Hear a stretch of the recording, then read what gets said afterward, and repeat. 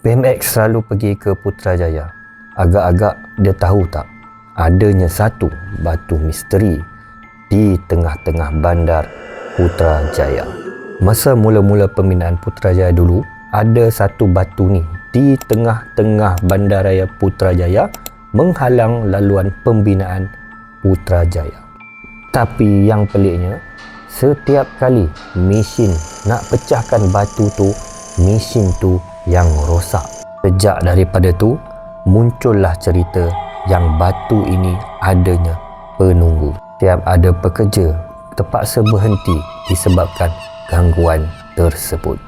Tapi ahli geologi ada mengatakan batu itu adalah batu metamorfik, sejenis batu keras luar biasa yang memang susah untuk dipecahkan. Tapi persoalannya, sampai hari ini batu tersebut masih lagi berada di situ. Kau rasa batu ni memang sekadar keras ciptaan alam ataupun ada cerita di sebalik batu tersebut?